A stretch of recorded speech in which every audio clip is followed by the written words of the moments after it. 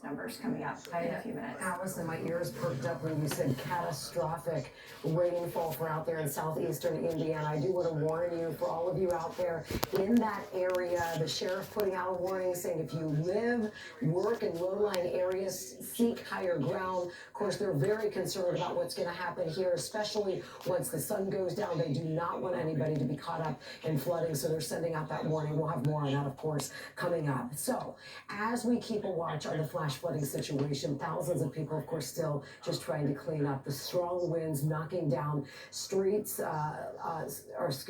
knocking down trees all across our area, including power lines. Newport hit very hard. That's where we find our WLWT News 5's anchor, Ashley Kirkland, with an update. Hi there, Ash. Hi, Cherie. We are here in the fire station, actually, in Newport. We were in the Mansion Hill neighborhood of Newport, a few blocks away, where crews were cleaning up from yesterday's storms. Everyone started packing up. We had to take cover because of lightning that was coming in. As you heard Allison talking about the rain that's coming down here, we're seeing it for ourselves. So we did take cover here inside the fire station, which they've been busy the past 24 hours. Thousands of people here in Newport without power the past 24 hours following yesterday's storms. School was supposed to start for many students over here, but that was postponed due to damage and also power outages. Newport Fire Department says they responded to 45 calls yesterday. That's triple the amount that they're responding to on a normal basis. We did receive a call from a viewer of ours whose friend was trapped inside her Isabella Street apartment. It's owned and operated by the Newport Housing Authority. 80-year-old Irene Hawkins, she's in a wheelchair. She has a pacemaker and is hooked up to several machines to monitor her health. Well, her entire building was without power overnight, putting her life at risk. Being in this kind of shape, I'm not trying to live on the houses and nothing like that, but, it's nothing I could do, and some of the people that couldn't get up here, I guess they stayed down in the lobby all night, they said, and some try to climb the step, but I can't climb no step, and I can't go down, even if a forest started anything, I wouldn't have no way to get down there. We were sitting with Miss Irene and her friend that called us today, and really your heart just breaks for her. She's on the 3rd floor of that building. The elevator had been down all night. We got there just before noon today, and the power was restored minutes after we arrived. So thankfully they are without power, at least when we left they were. So we'll continue to monitor that situation. And so many communities just battered by the rain and the storms from yesterday. On the other side of the river, the west side of Hamilton County, and our Danielle Dindak there is in Green Township. Danielle, what are you seeing where you are right now? Yeah, hey there, Ashley. So that torrential rain that Allison was just talking about, we found it out here in Green Township. Believe it or not, it's actually slowly starting to lighten up. Actually, a lot of neighbors around here tackling things like you're going to see here behind me. Down trees that just completely toppled over this street here on Surrey Avenue. Like I mentioned, we're in Green Township. This street just massive. A lot of people were out here earlier with chainsaws working to try to get this debris removed. There's also lines down and power lines down as well, because really anywhere you walk out here, you do find things like this, just debris everywhere you go. So this is just one of the many damaged areas out here, and we did have a chance to talk to some neighbors. Figure I'd clean up what I can. Now that gentleman still has a lot of work to do with, like I mentioned, wires down and cars damaged, debris just scattered throughout the street. In fact, just one street over, there's another massive tree down blocking the road. No power there either. From talking to those that live here, there's no timeline when the lights will come on. No, I checked Duke's outage on the app and it says unassigned. How does that make you feel? I mean, I know they're busy, but, what are you going to do? You would think I think Green Township was here and surveyed. I think they put some cones out, but that's the extent of what happened so far. We do have a little bit of an update to that. We actually now know neighbors are out here helping neighbors. You now see that white car that you looked at previously in that video. all the trees that were on it now removed. Still a lot of work to be done out here, but because of this rain, no timeline for when they're able to clean up this or when the lights will come on out here in Green Township. We'll continue to update you. One quick thing I do want to mention, a lot of the traffic lights out are also out around town, so please be careful if you're going to be driving on the west side of Hamilton County. There's a big mess out here. Reporting live here in Green Township, Danielle WLWT News 5. Danielle, thanks so much for the update there. Neighbors helping neighbors everywhere you go here in northern Kentucky. We're back here in Newport. You can see the downpour. We're taking cover inside the garage of the fire station. There was just a big lightning bolt behind us, so we are being safe as everyone should in this weather, and as a lot of people are trying to clean up. There's still more damage from the rain that is to come here tonight, and more calls for the fire department. We'll have much more on that coming up, Cherie. But we want to let everyone know, if you do need help, help is available. We'll have so many resources available on our website, WLWT, as you start to clean up after these storms from yesterday and those from today. For life-threatening situations, of course, call 911 if it is an immediate emergency or something that threatens your life. But for non-emergencies call, they're urging people to call 311. If your power is out and you're hoping for an update, you can head to Duke Energy's website. And of course, for any sewer backups, to call MSD at the number there on your screen. So Cherie, still so much more that has happened here in Newport, and so much more to come. Back to you guys. Ashley, thanks so much. And as I'm watching Ashley's report there, all I can think is, with that thunder and lightning, we're hearing it over our studios again here in Mount Auburn. It certainly has to be impacting those Duke Energy and Owen Electric crews trying to get the power restored. I mean, everybody try to keep in mind, yesterday at the peak of this thing, there were about 200,000 people without power. I just checked Duke Energy alone. There's still about 94,000 businesses and homes without power. You know they're trying to get everything turned back on for folks, but boy, it's going to be a challenge with this weather that continues this evening. So as these storms rolled through, hundreds of you were, of course, sending us your pictures and video, which we so appreciate you sharing your experiences with us to show you just how large this storm system was. Look at this. This is a picture of the clouds over Mount Orab yesterday as things were just starting to move in there. In Pierce Township, a tree fell into a house. This is Brandon Longhauser. He sent us this picture here, and you can see all of the wood and the framing just spilling into the yard there below. For people trying to get home, conditions were very, very dangerous. The winds knocking down traffic lights. This is in Fort Mitchell. Brett Matthews sent us this picture right along Dixie Highway. You can see tree limbs scattered along the road, cars not being able to get through all of that debris. So much of that is from yesterday. We have more that's unfolding tonight. So this is just a little bit of a look at the extensive damage that we've been seeing. WLWT and our team, of course, on the air for hours and hours, bringing you up-to-the-minute coverage since yesterday afternoon. You can download our app and opt in for those severe weather notifications to stay in the loop for when severe weather is in your area. In other news for you tonight, an early morning crash in Springdale sent 5 people to the hospital as they were just simply waiting at the bus stop. So our WLWT News anchor Chris Jacobs here now with more on how all of this happened. Hi, Chris. This is unfortunately how some people started their day. Investigators telling us this happened around 6:30 a.m. along Springfield Pike in Northland Boulevard. So we were at the scene when it was still very active. Springdale's Police Chief Tom Butler telling us a woman lost control of her car and went off to the left side of the road. That's when she hit this Metro bus stop where 5 people were standing who were also hit.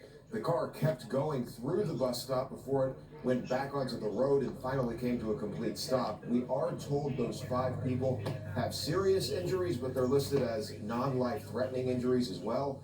The bus stop looks like it was completely destroyed. The road did have to be closed off for a little bit, but has since reopened. Now, police say the driver of that car did stay there on the scene and is cooperating with investigators.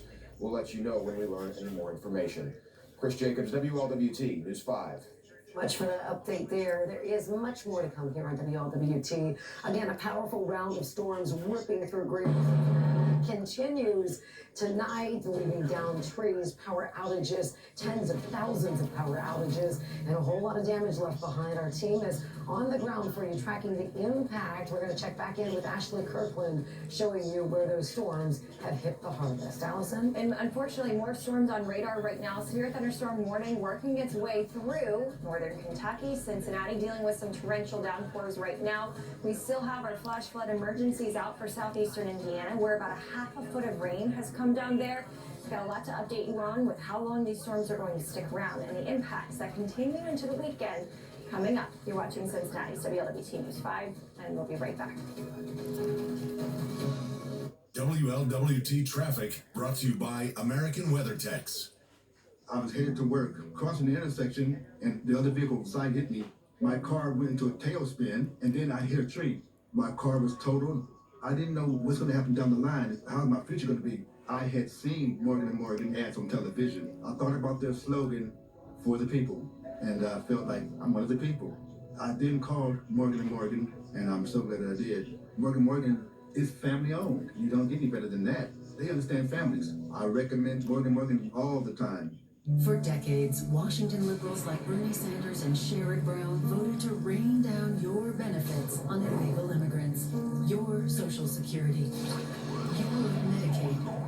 And when COVID hit, Washington liberals like Sherrod Brown voted to shower relief checks on illegal immigrants. Now, liberals in Congress want to pour more benefits on illegal immigrants who never earned them. Call Congress. Tell them to stop making it rain for illegal immigrants. Take. For 32 years, Senator Sherrod Brown has taken money out of the hands of hardworking Ohioans while he rolled out the red carpet to illegal immigrants, giving them millions of your tax dollars. From taxpayer-funded health care to Social Security benefits. And Brown voted 10 times to protect sanctuary cities, making Ohio less safe. After 32 years in Washington, hasn't liberal Sherrod Brown taken enough? I'm John Husted, and I approve this message. It was just a rapid deterioration of arthritis in my hip that was just increasing pain. It was like a grinding pain. The doctor I had been going to said, "You need to lose weight." I lost 80 pounds. He said I need to lose more weight. I was just kind of feeling hopeless. I didn't leave my house for a year. I prayed to die. I was like, God, I can't live this life with this pain. My physical therapist said, "You need a second opinion." So I met with Dr. Mancini at the beginning of December. I was lucky enough to have trained at a program where I learned all the different hip approaches. And for Amy's case, I thought a posterior approach was great because it ultimately lets us do the surgery in the safest way possible. A month later, I had a new hip. I had hope. I had joy. I knew a new life was ahead of me. I said, I feel like you were sitting here just for me. I said, you aren't answering my prayers.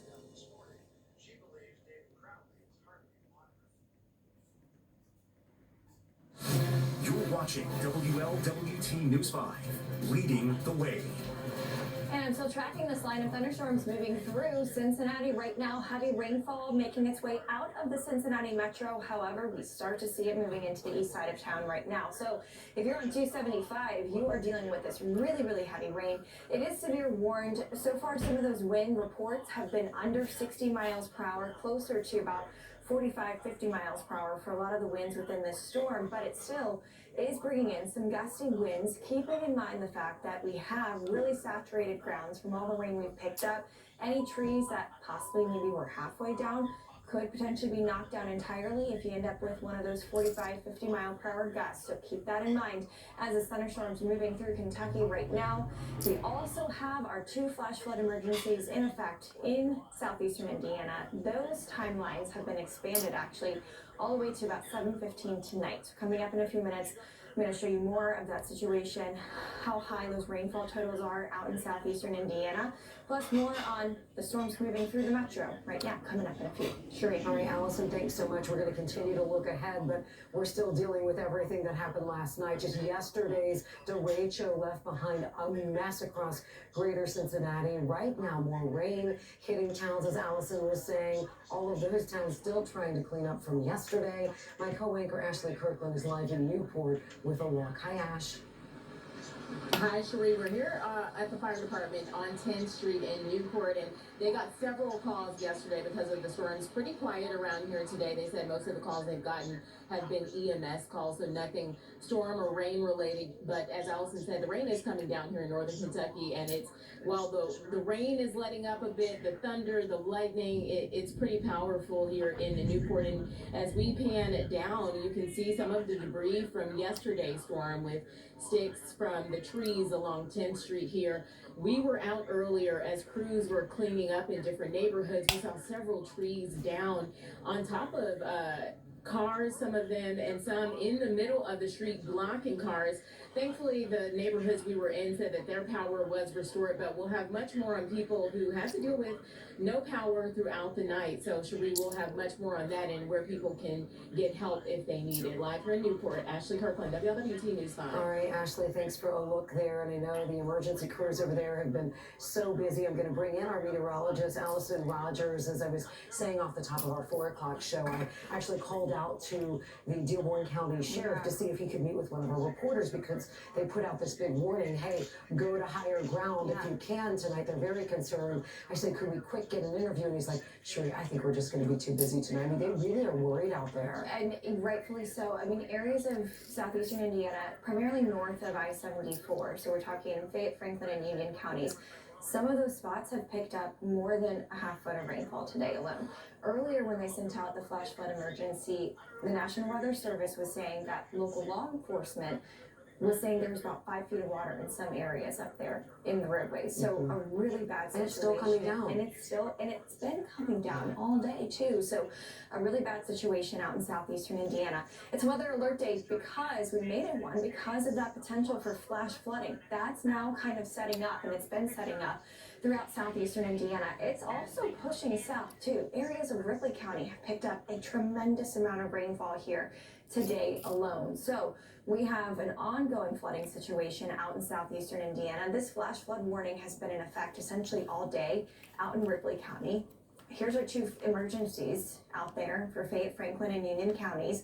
Then we also have a severe storm that's working its way through northern Kentucky right now, primarily. Downtown Cincinnati still seeing some heavy rain, but for the most part, we've got this heavy rain as well as the potential for some gusty winds up to about 50 miles per hour. Could be as high as 60, but so far, those wind reports are closer to the 50 mile per hour range down in Kentucky along I-75 right now as we speak. So a nasty drive out there if you're heading out on the interstate anytime soon. Florence and Union getting it pretty hard right now. We've also got a lot of lightning with it as well as some thunder. So you're going to hear it too. It's a loud storm with that heavy, heavy rain that's moving through. So Cincinnati right now downtown, starting to see things actually lightening up a little bit just along the Ohio River, but Covington into Park Hills and Fort Wright, Fort Mitchell, over by Villa Hills, still seeing that heavy rain, Bromley as well. Heavy rainfall over toward Fort Thomas now. 471 going to be seeing that heavy rain over by Wilder. And then this extends actually up to the east side of town, closer to Marymount, closer to Terrace Park. Areas around Anderson Township, still seeing that heavy rain coming down.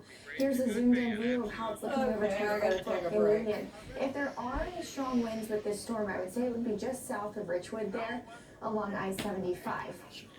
Up toward Butler and Warren counties, you've got that steady, heavy rain that's still coming down. And I still think there is the potential to see some additional possible local high water upon on roadways for a lot of our communities, even outside of southeastern Indiana. So still seeing a ton of rain over by Mason for the Cincinnati Open. I mean, I don't know if they've been able to play any tennis up there at all. Storm's coming our way.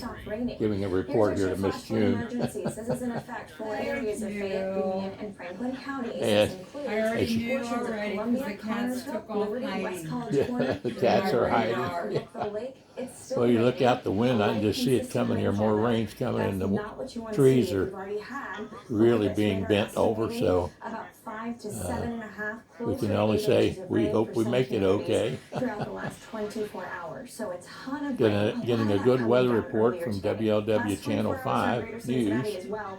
Very impressive rainfall totals, closer to about an inch or so for areas around Mason and Goshen. And then throughout Kentucky along I-71, you've got about 2 to 3 inches of rain reported out there, or at least estimated out there. Portions of Ripley County too. Look at this, about 6.5 inches of rainfall just to the west of Versailles. So a ton of rain for southeastern Indiana. And it's really unfortunate that it's still raining too. So I do think this ongoing flood threat is going to be something that we're going to have to watch very closely throughout this evening. Heading into the rest of tonight, we'll still see some rain chances, I think, for several hours. I think these thunderstorms are going to be around for at least another hour or so. Those heavier downpours will be around for an hour or so. But then even lingering rain still looks like it's developing back behind this. So I still think we'll have to hold on to a rain chance through about 8 o'clock tonight. Now, I do think there is that potential that we start to try to dry out tonight. However, Futurecast will show you we've got more storms on the way tomorrow. Likely sometime tomorrow evening. Still some questions as to exactly how this is going to play out on Thursday. But at this point, Thursday is still going to bring us that thunderstorm potential. If we happen to see some training setting up over top of one community, could end up with more flooding issues on Thursday. Chance of rain and storms on Friday. Saturday and Sunday, I need to quickly talk about this because we're talking about temperatures now reaching into the upper 80s, low 90s, both of these days. Really intense humidity. And if power is not restored by this weekend for some communities, I do think this poses a really big problem because we're talking high heat, intense humidity, feels like temperatures closer to about 100. Saturday and Sunday, that, Cherie, if we don't have power restored, could be a problem. Hopefully 2 more days for those crews to get cranking and hopefully get things turned back on. But boy, it is going to be quite the job. Allison, thank you. By the way, Allison was mentioning the Cincinnati Open. My son works near there at a little restaurant. Things were canceled all day today. He said they were just packed because everybody was leaving. $1 billion jackpot is up for grabs and the Powerball prize just continues to grow. How much you could take home if your numbers hit and what people say they would do with the life-changing amount when we come back. What's your guess worth? Injury.com by Morgan & Morgan. Back to school. Back to your routine. Back to busy mornings for everyone. And WLWT News 5 Today is helping you beat the bell.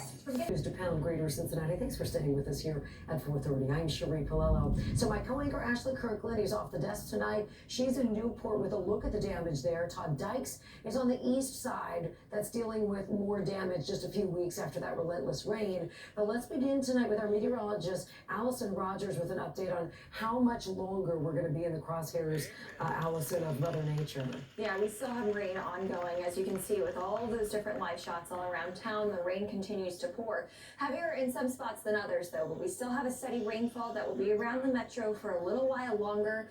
I would say for about another hour or two at least. I want to start up in southeastern Indiana, where we have our 2 flash flood emergencies that have been issued since about 11 o'clock this morning, staying in effect until, depending on where you are, 8:15 or 7:15. So this flash flood emergency remains in effect for areas around Liberty, Connorsville, Columbia, Blooming Grove. If you can see these totals, I mean, it's easy to see why. In the last 24 hours, which most of that, the bulk of that, has been in the last 12 hours, these communities have picked up around 6 to 7 inches of rain, closer to about 6 around Liberty, 7.5 in northern Fayette County, as well as about 6 inches of rain right around the Connorsville area. These are estimates from radar, so not exact totals, but still, when you see some of the imagery coming out of southeastern Indiana, I mean, it is a bad situation out there. When we're talking about half a foot of rain, communities just can't handle that kind of rainfall, especially not within a day, and especially not on top of the summer that we've already had. So, across Kentucky right now, here's what was the severe thunderstorm warning. Now we've got this heavy rain over top of Kenton County. Independence seeing it in full force. You've got some heavy rain stretching all the way down to Crittenden, the 75-71 split. And we've also got areas over toward New Richmond, still seeing some rain. It's on the lighter side, but it will start to pick up in intensity here soon. Again, that severe thunderstorm warning was for some of those winds possibly gusting up to 60 miles per hour, but a lot of the reports and readings were winds closer to about 45 to 50 miles per hour. Throughout the 275 loop, if you're heading home anytime soon or you know anybody who is, they'll be driving through rain. I still think you have to watch out for some ponding on roadways. On top of that, a lot of street lights and traffic lights are out.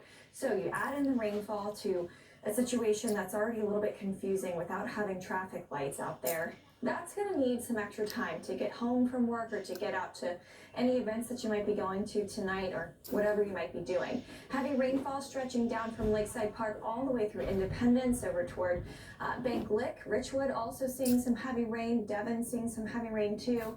And this is going to last for a little while longer into this evening. Now, as we head into the next couple of days, still holding on to a rain and thunderstorm threat, I still think there's potential for more flooding concerns here for the rest of the work week.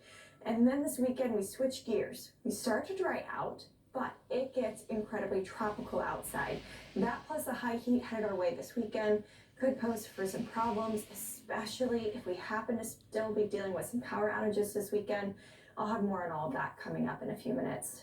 Allison, thanks so much. Again, Newport, Kentucky, just one of the areas dealing with the mess left behind from yesterday's wicked weather. My partner and co-anchor Ashley Kirkland spent the day with firefighters and I know emergency workers, Ash, to give us a closer look at what they're dealing with out there. Hi there.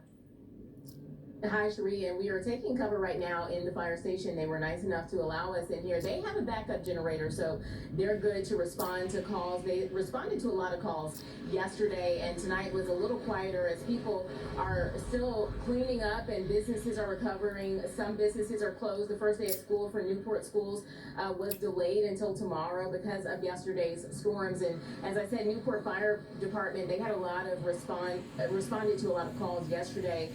Some for life-threatening emergency things and other issues. Now, while some firehouses also lost power, Newport's main station did maintain. They have a backup generator, as I said, in case of power outages. A normal day, they receive anywhere from 10 to 12 calls a day. Well, last night, it was obviously busier. Yesterday, as the storms came in, we made about 28 responses for different emergencies. Those emergencies were everything from electric wires down, trees falling, fire alarm drops, vehicles under trees and such.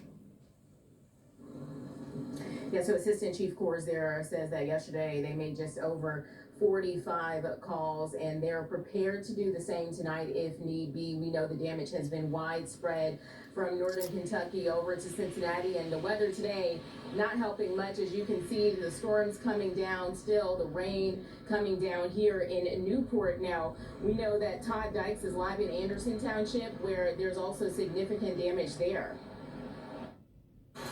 Well, after dealing with yesterday's extremely rough, stormy weather, there are a lot of families here in Anderson Township that are now dealing with the aftermath. And of course, we're talking about spending hours and hours in the dark without electricity, not having power, worrying about food that's in the fridge and things like that. Then there are the harrowing stories that we've heard on the ground out here from people talking about their experience yesterday. One man told me he's grateful he got out of the way before a huge oak tree fell onto his house and into his house.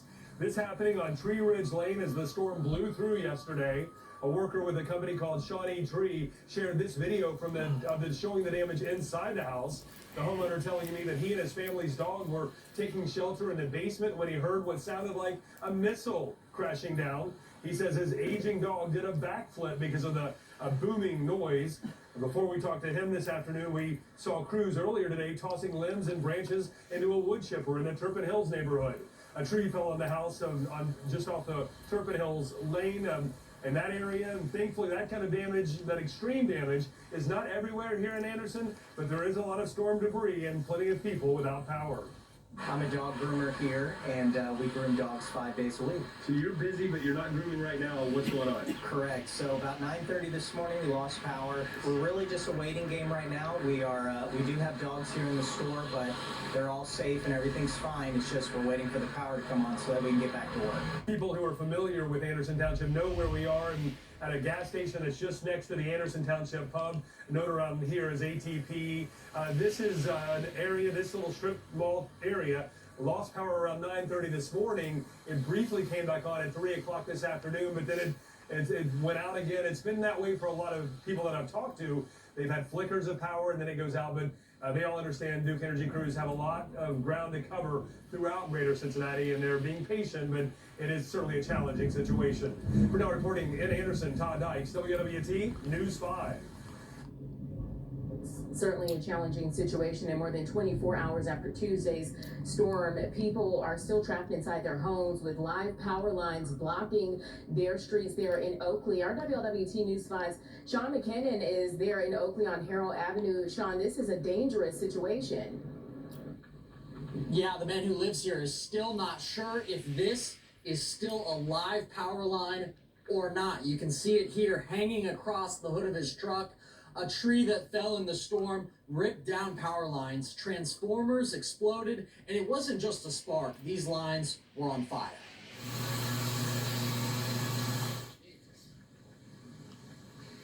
The sparking lines started yesterday, and they did not stop. Neighbors say they woke up at 2 and 4 a.m. to what sounded like fireworks. And again this afternoon, they say they've seen sparking. People are blocked from leaving by the wires and tree that took them down, and don't have an estimate from Duke Energy yet on when they'll get clear. We are fortunate, Jen, that the our street lights are staying that on. hasn't been Just touched. flickered, Everyone you else know. is getting power around us, but not our street, and we have 2 live wires. It's just scary that they're still alive. And you can see the tree that was knocked down in the storm that took down those power lines. I've reached out to Duke this afternoon to see if they have an estimate on when these lines will get cleared. The outage map still shows 45 customers without power here on Harrow Avenue, with thousands more on the east side. Live in Oakley, Sean McKinnon, WLWT, News 5. All right, Sean, thanks so much for the perspective there in the Oakley area. Back here on the other side of the river in Newport, the rain is slowing up a bit. Lightning and thunder still very prevalent here in Newport. We're at the fire station again, being safe, taking cover here in their garage. A little less busy for them today, Cherie. They're asking people, if you have a non-emergency, call that 311 number. But if it is an emergency that threatens yours or someone else's life, of course, call 911. Live here in Newport, Ashley Kirkland, WLWT News 5. Well, glad that things are at least slowing down over there in Newport for those emergency workers. Ash, thanks so much. I know they were very busy yesterday. Right now, 71 southbound looks a whole lot different than it did just about 24 hours ago after a massive tree came down right near the Smith Edwards Road exit, shutting down 71 southbound for hours. The Ohio Department of Transportation giving us an update today, saying that a strong gust of wind brought down a tree just before about 4 o'clock yesterday, hitting a vehicle. Crews were already actually working nearby, and so they were able to respond pretty quickly once conditions were safe. Again, ODOT says that it took just about 3 hours to remove enough of the tree to reopen the highway for all of those people trying to get home from work. Officials say the tree appeared to be healthy and was likely on private property. There's still some mess. It's been pushed off to the side of the road. It's not on the roadway. It's not affecting traffic. That the rest of that will be cleaned up at some point, but we obviously have other issues we're dealing with. We're going to wait until weather is a little more conducive and cooperative, but that'll get cleaned up later. And understandably there, ODOT also saying that crews are checking drainage, clearing other downed trees and debris across the area. US 50 is still closed right now at 2 different points, and a number of other places out in Claremont and Butler County, roads closed as well because of, again, down power lines, down trees.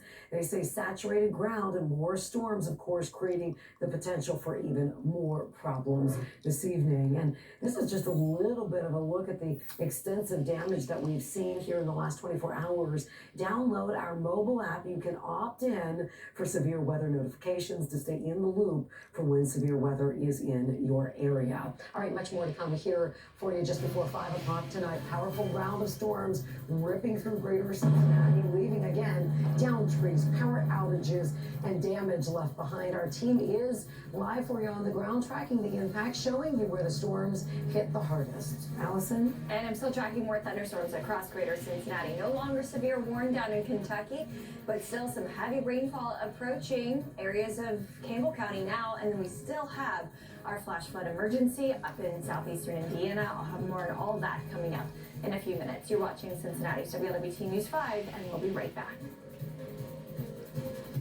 A real leader in the White House, has done a phenomenal job fighting for justice, liberty, and freedom.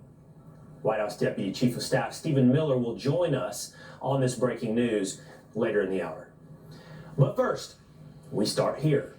How does the weakest candidate in modern history still get 40% of the vote.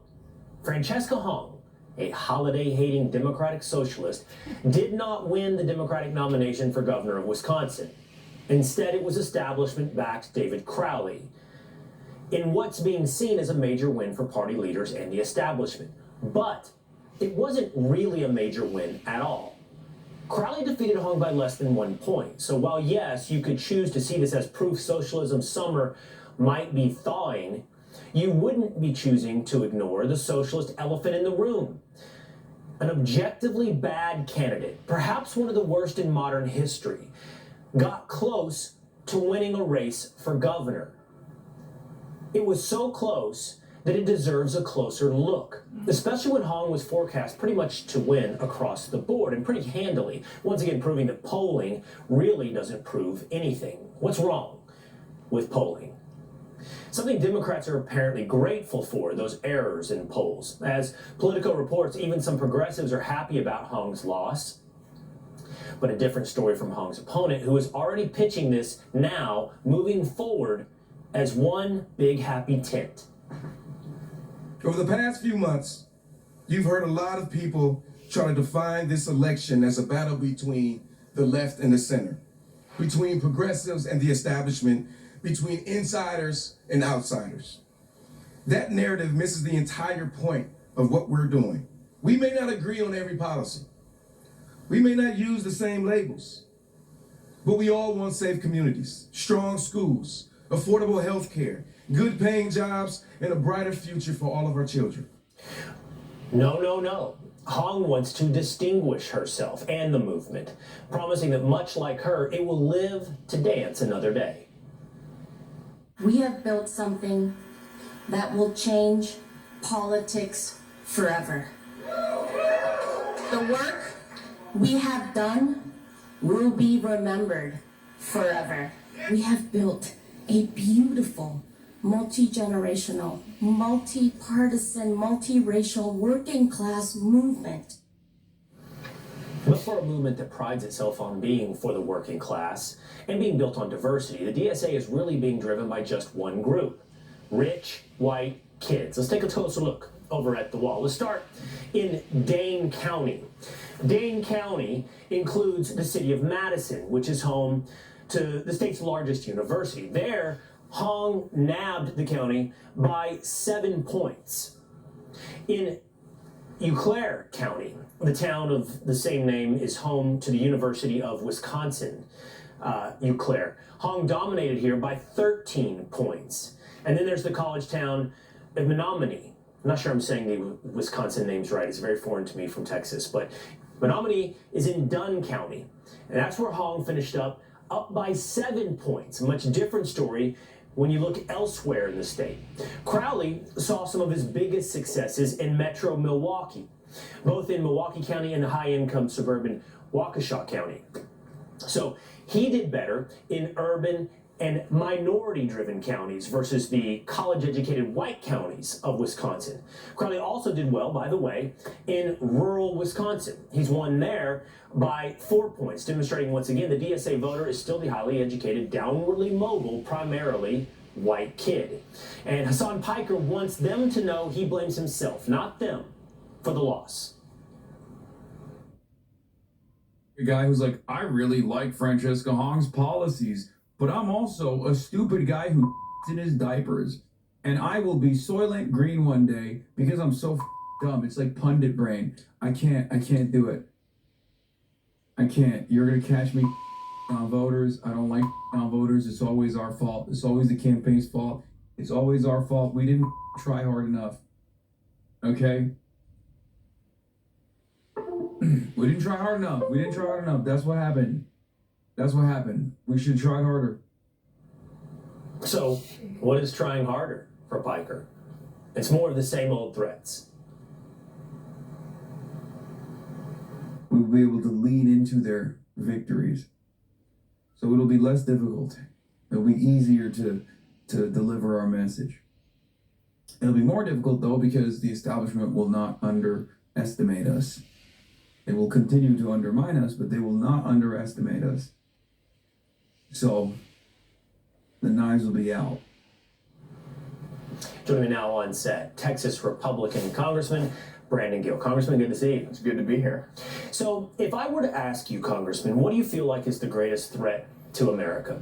And I gave you a menu of options that included mass migration, the rise of Islamism, or this self-defeating philosophy that's taken over much of the highly educated, downwardly mobile white people in America, this embrace of socialism. What would be your answer?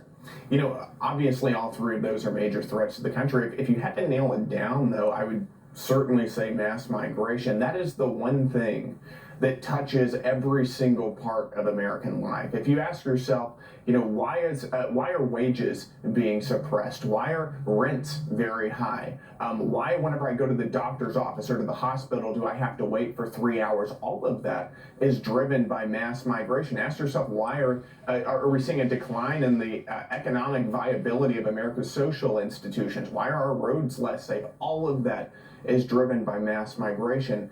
However, it does another thing too, though. I think that mass migration creates a political environment, and the left knows this, that they believe is conducive to them winning elections. Not only importing a new electorate, but also creating an environment where it's easy to divide Americans against each other. And that's something the left has done pretty aggressively over the past several years. So by your analysis, mass migration causes all of these social ills, and then in rides socialism to offer a promise, an answer? Of course. I mean, look at a lot of these young people who are moving to the DSA. What they're doing is, I think they're recognizing there's something wrong in the country right now. Wages are not keeping up with inflation. Rents are way too high. I'm coming out of college with massive student loan debt. I'm having a hard time getting a job. And socialism is trying to, the DSA is trying to sell sort of a bill of goods to fix these problems, when in reality, it's this left-wing ideology that has created all of these problems in the first place. Mass migration being one of the biggest things. Ask yourself, whenever you flood this country with millions of people, primarily illegal, but also large-scale legal immigration in certain areas, what does that do? That suppresses wages while at the same time driving up the price of rent and the price of housing. So you're getting hit on both fronts. These are also the same people who are coming in and taking American jobs, making it harder to find work. They're the reason why whenever you go to the hospital and you realize your doctor bill or your insurance bill is insane, you realize it's because we have millions of people from all over the third world that have been let into our country, and we're subsidizing their health care, and your insurance prices are paying for that. I mean, you can go on and on and on, but that's what I think that it all does go back to mass migration. How then do you explain the socialist embrace of Islamism? We have seen Islamic candidates, those even promising Islamic ideology, rise in popularity, often on the backs of this socialist movement. Well, I think there's a few things you can say. One is that you've seen the left has used a framework of sort of cultural Marxism, and that's a way of dividing up Americans into either different racial groups, ethnic groups, gender groups, whatever, and sort of playing them off against each other. So large-scale Islamic immigration into the United States benefits the left because they're able to play that group off of other groups and say that you're the victim, you need to be able to come into this country and bring in all of your family members, and it's the evil Republicans who aren't allowing you to do that. That's the one thing. I think on the other hand, you also see what are some of the similarities between socialism and Islamism, and one of them is certainly power. They're both ideologies that seek to have either the government or this religious ideology really have its hands into every part of your public and your private lives. And I think that power is what kind of unifies both socialists and Islamists. All bad, but it all goes back in your estimation to mass migration. Yep. Congressman Brandon Gill, good to see you. Thanks for having me. All right, so a quick check on the markets. The Dow closing in the red, the S&P 500 closing, and the NASDAQ in the green. All right, coming up, the Cambridge professor with an incredible story. Illiterate until 18, then a PhD. Hollywood couldn't write the story, but he could, because his story is allegedly all a lie.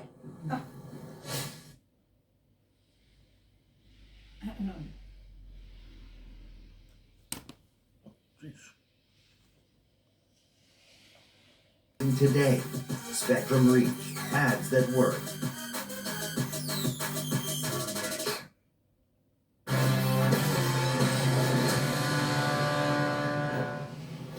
Welcome back. A wild story from across the pond. Cambridge professor Jason Arde, who critics have described as the face of DEI, resigned last week amid allegations of plagiarism and discrepancies in his academic record. The allegations, portions of his PhD thesis, were plagiarized. His resume listed roles and universities say he never held those roles. He claimed to run 30 marathons in 35 days. And more than £5.5 million were raised for charity. It's a remarkable resume, if the claims were true. He also made this claim.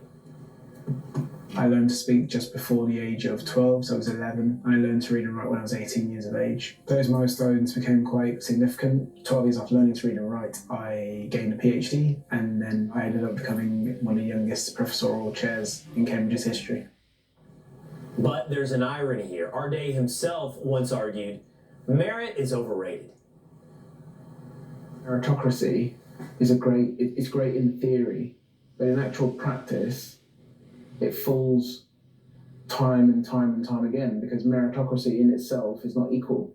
There is no equity in meritocracy. Only a small proportional certain group of people from society benefit from meritocracy. And now Cambridge is facing questions about exactly that, merit and standards. Hoover Institution Senior Fellow Victor Davis Hanson joins me now. Victor, great to have you on the program today. I guess, is that last answer sort of a get-out-of-jail-free card for lying on your resume? Merit's overrated anyway. Yeah, I think it's a disgrace on Cambridge University. You know, we in the United States are often caricatured by the British because we always felt that Cambridge and Oxford were the center of higher learning in the English-speaking world, but a kindergartner could have spotted that application and those statements as false. And so they were completely suffering from mass delusions, and I think it was because of racial tribalism fixations on the part of these supposed dons that set themselves up as the arbiters of higher learning in the Western world, and they're not.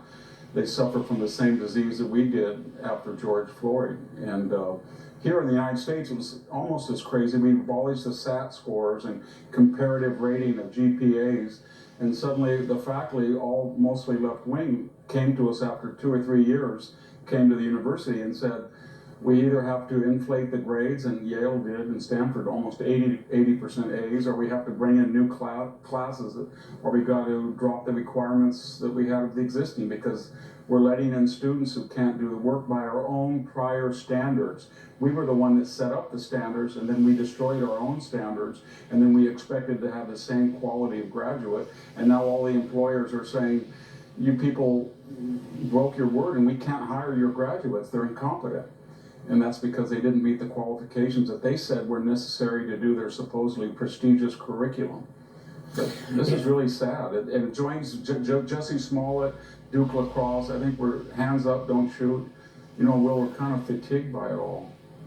We are, but we're still paying the price, as you point out, and that's just in academia. How many different industries, how many different businesses have seen the quality of their product decline over the past 6 to 10 years because of the implementation of this DEI movement driven by some type of societal self-guilt? And how long into the future will we continue to pay the prices and making basically everything worse?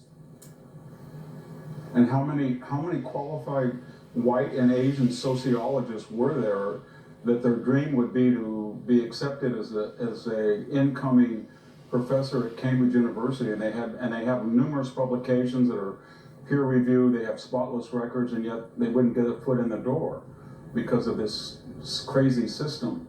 And you know, when AOC said we're just going to admit, we're going to erase woke one, and kind of said that anything she said in the past, in which she weighed in on DEI quite often, what we don't realize is that all these people did a lasting damage, as you point out. They've almost ruined the university, they defunded the police, they destroyed our border, and now they think, well, it was just a frenzy, it was just kind of a fit of madness. But the damage, as you say, is ripples. It ripples out from that original sin right after we destroyed our meritocracy and standards. And Cambridge is it's kind of like Harvard after Claudine Gay. I don't think they ever regained their reputation hiring a plagiarist as the president of Harvard, and then she faced no consequences. She's making over $1 million a year as a faculty member.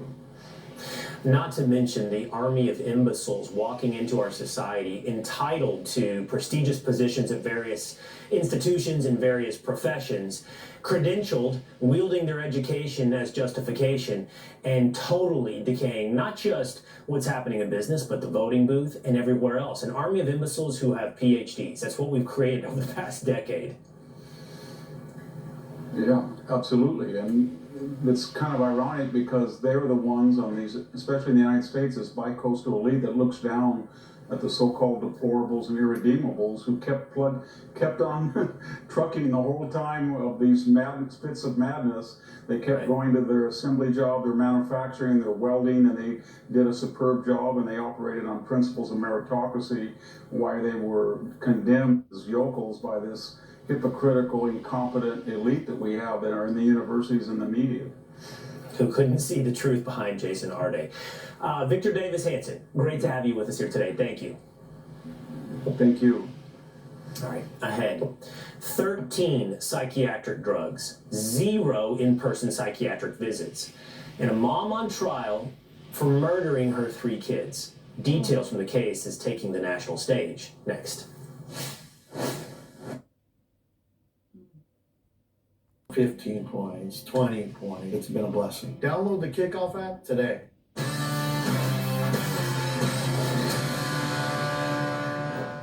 Welcome back. It's an incredibly tragic story that's taking over the national stage. It's the Lindsay Clancy murder trial. Back in 2023, prosecutors say Clancy killed her 3 young children inside their Massachusetts home. She then slit her own wrist and neck and jumped from a second-story window in an attempt to take her own life. That left her paralyzed and in a wheelchair. Clancy is facing 3 counts of first-degree murder. If convicted, she can face life in prison without parole. But if the jury finds her not criminally responsible, she could be committed to a state psychiatric hospital. And that distinction is at the heart of her defense. Clancy's attorneys say she was suffering from postpartum psychosis and was severely over-medicated in the months leading up to the killings. Court records show that Clancy was given 30 prescriptions. Take a moment and read that screen. 13 different psychiatric medications. Oh, mercy. She took all of those, or had access to all of those, roughly in a 4-month period. On that list are antidepressants, antipsychotics, anti-anxiety, sleep medications. Now her attorneys are zeroing in on the people responsible for her care.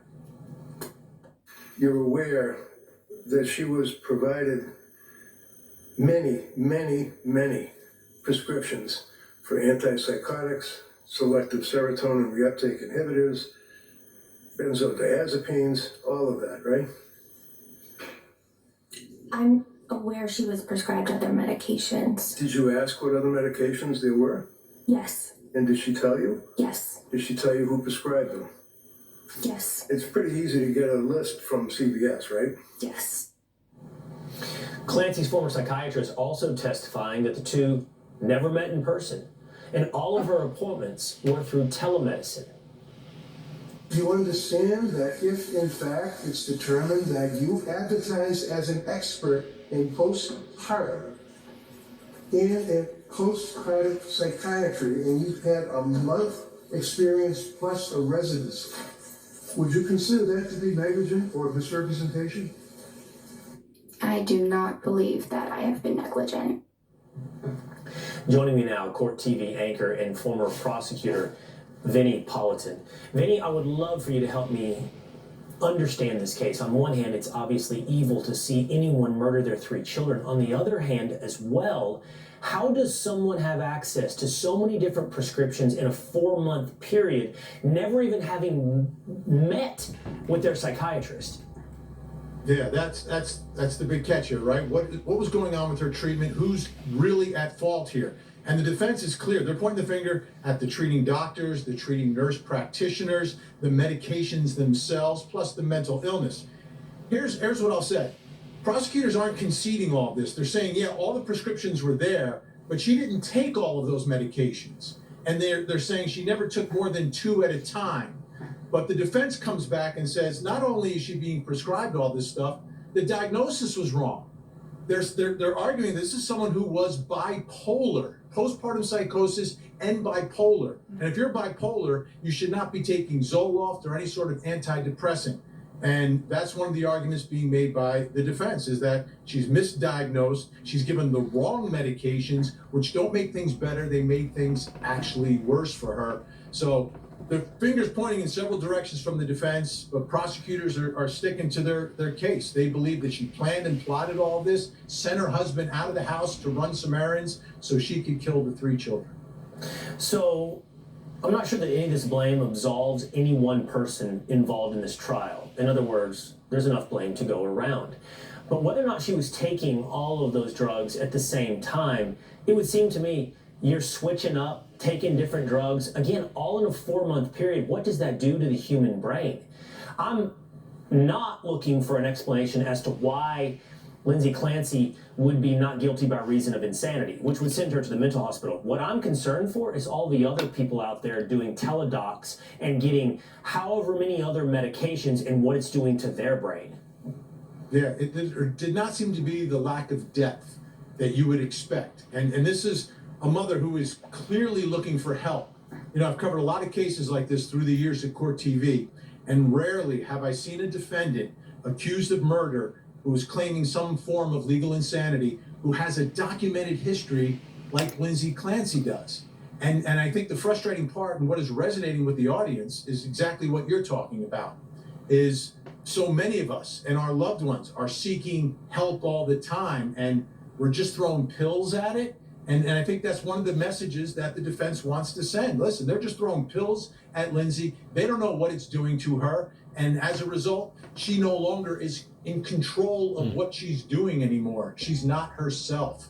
It's the disease, the misdiagnosis, and the over-medication that leads to this incredibly violent tragedy. Yeah, just an incredible, incredible tragedy. Vinny Paulson, thanks for following it for us here today. Thank you. All right, coming up, Caroline Leavitt is leaving her role as White House press secretary at the end of the month. White House Deputy Chief of Staff Stephen Miller is going to join us next.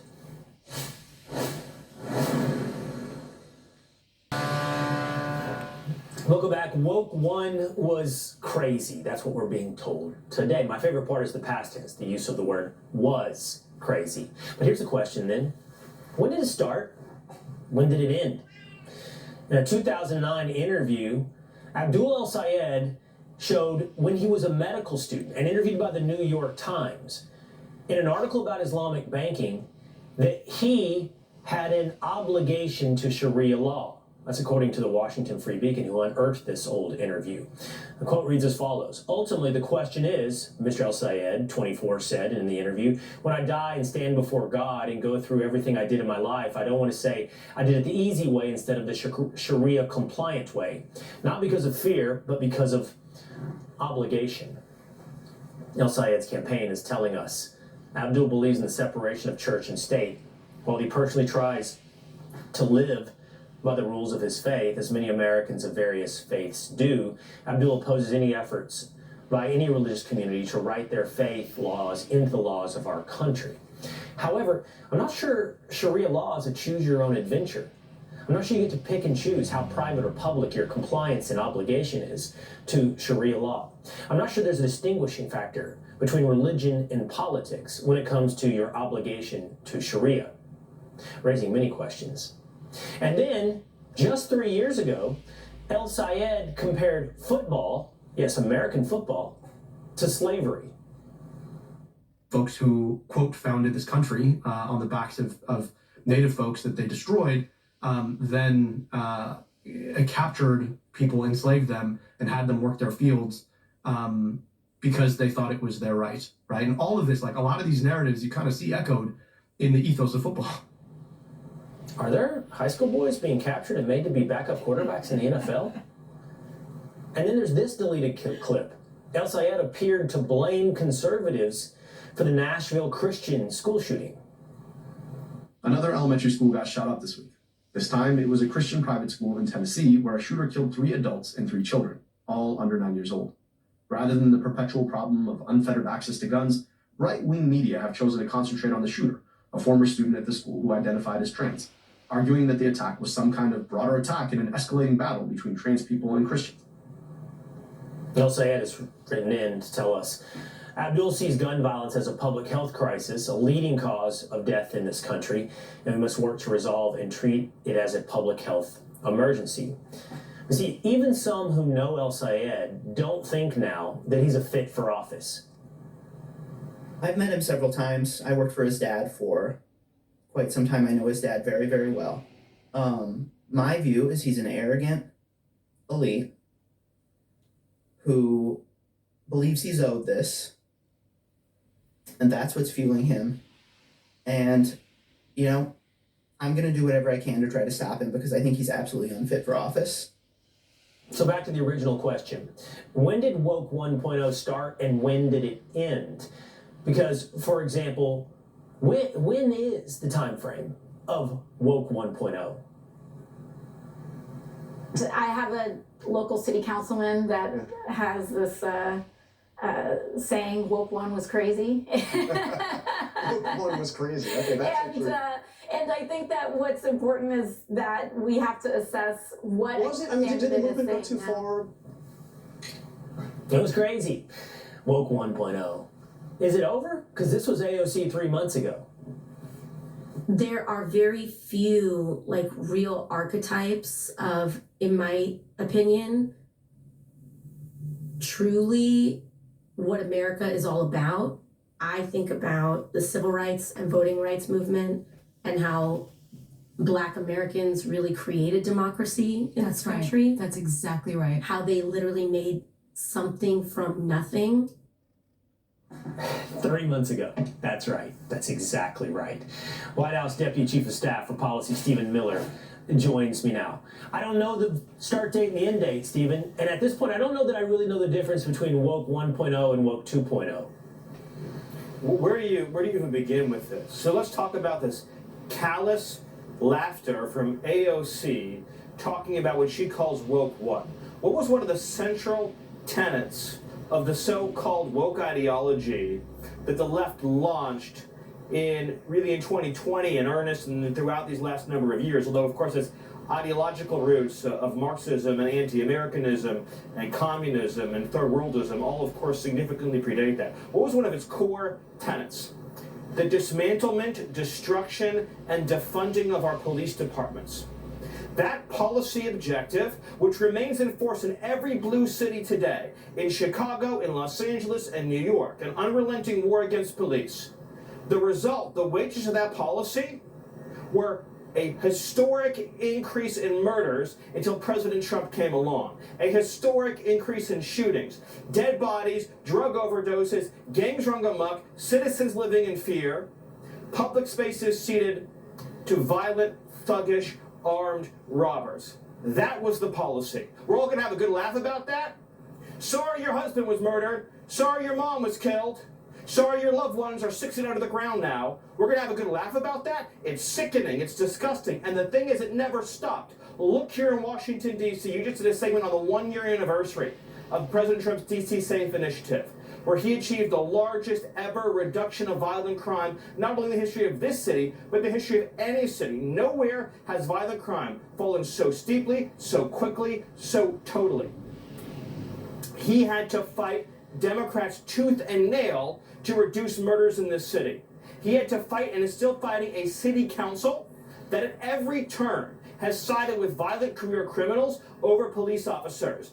A city council and Democrat allies in Congress that believe if a 16-year-old or a 17-year-old commits a shooting with a gun, firing, spraying bullets in an open street, that they shouldn't even face adult criminal punishment. They should be deposited right back out onto the street, maybe dropped in a halfway house for a couple months to kill or maim or shoot or rape. That's their ideology. That's their philosophy. Because when you strip away all this woke labeling, it's hatred for America, and it's hatred for the people who have made America great. It's hatred for the people who build and sustain things. Look at all of these DSA candidates. Look at all of these radical left ideologues. Look at everyone who proposes all these different woke ideas. What do they have in common? It's a people and a movement who can't build anything. This is a movement. It never ends with the cathedral. It never ends with the bridge. It never ends with the brand new airport. It never ends with a secure border. It never ends with a gleaming community. It never ends with a functional school system. It never ends with a beautiful, gorgeous park. It never even ends with a presidential library that you can look at and not feel disgust like the Obama library. It's an ideology that looks at what civilization built and is envious and hateful and jealous and says, I will take, I will steal, I will dismantle, I will destroy, and I will redistribute everything that you have built to people who don't belong here and have no right to be here. And everything President Trump has done, Will, think about this. Everything that he's done to try to dismantle that ideology, the left is taking him to court. Every beautiful thing he wants to build, they want to block.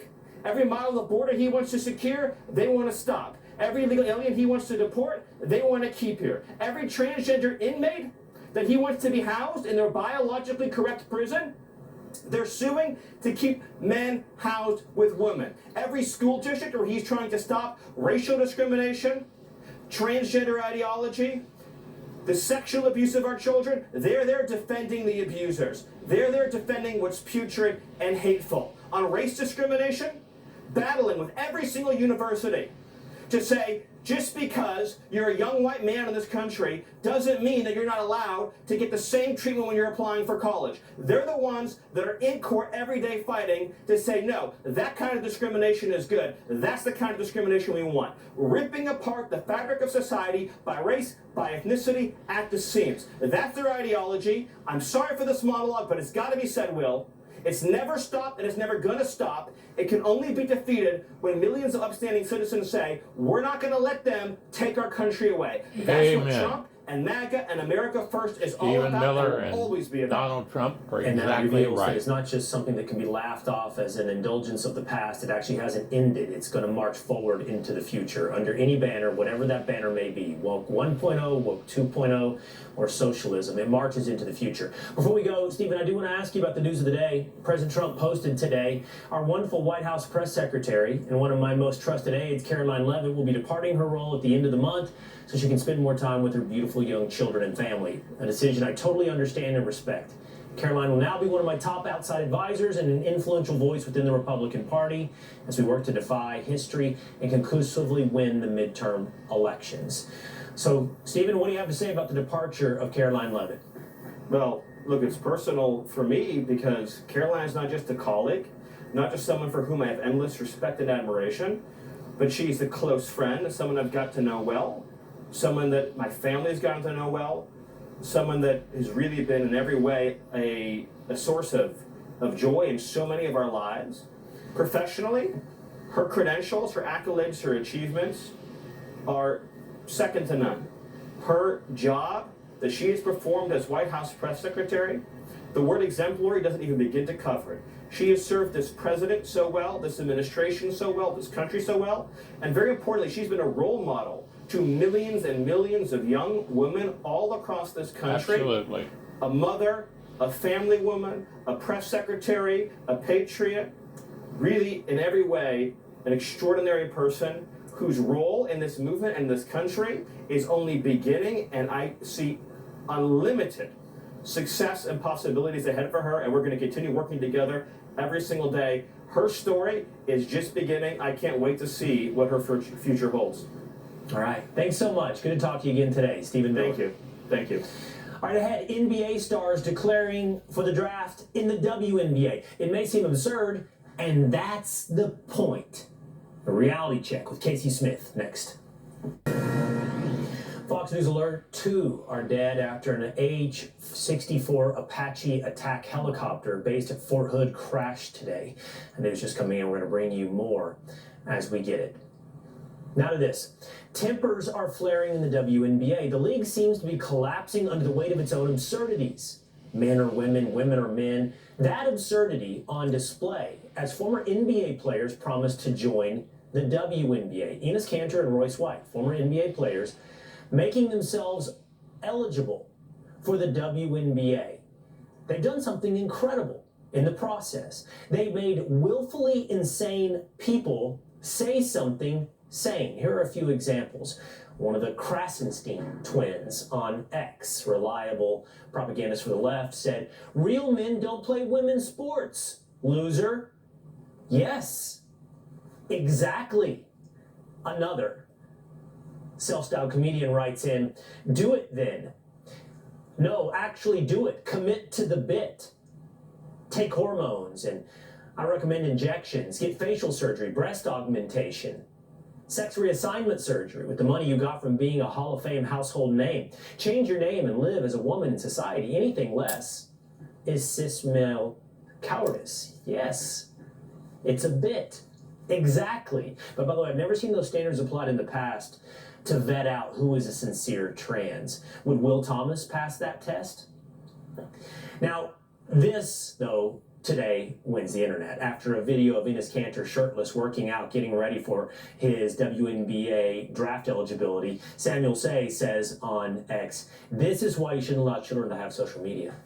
There are naked women everywhere. Yes, have some decency, Enes. No bare-chested women on the internet."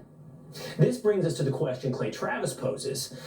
Interesting legal mess for the WNBA as two former NBA players enter the draft. There's already a trans player, a woman who identifies as a man, in the league. So which governs eligibility in the league?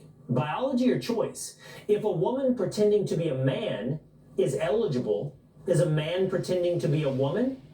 That player, Lashia Clarendon, is the league's first openly transgender non-binary athlete. So that's the question. What's the rule? Biology or identity? Because watching people lose their minds over men training for the WNBA is almost too perfect. They're saying men don't belong in women's sports, and to that we say, thank you for actually getting the point. And thank you, Enes Kanter and Royce White, for forcing them into saying something patently sane.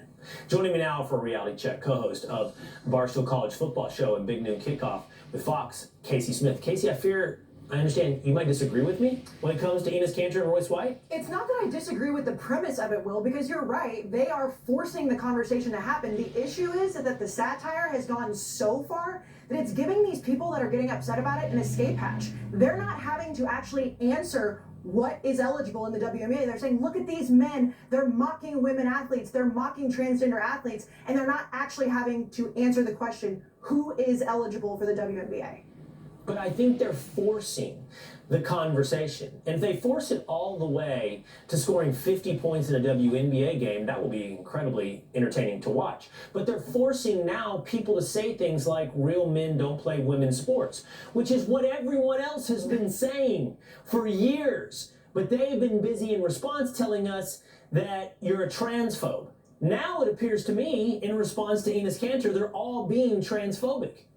But Will, you and I both know that neither of these men are being serious about becoming transgender women for the WNBA. But that's what these people are going to hold on to. What is something that's serious? How do they know the minds of Enes Kanter versus Leah Thomas? How do they know the minds of any trans person? What is legitimate and what is real? If it's only gender identity, how do you know what is real? How do you define? Forget how do you define a woman? How do you define trans? I agree with the premise of it, and I understand what they're doing. They have every right to do this, by the way. They are allowed to push these boundaries. The issue is that it does give an out to these people that are saying, well, they're not actually transgender women. They're not real women. They're making fun of it, so we don't actually have to answer who is eligible. Now, if the WNBA actually has any power and any governance, then they'll come out and say they cannot play. This is what a woman is.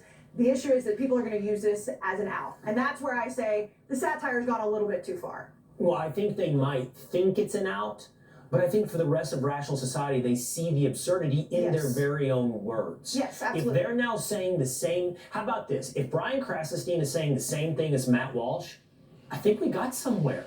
I think we're actually getting there, thanks to Royce White and Enes Kanter. Trying to. It's always good to see you. Good to see you too, Will. All right. Make sure you set your DVRs and never miss an episode.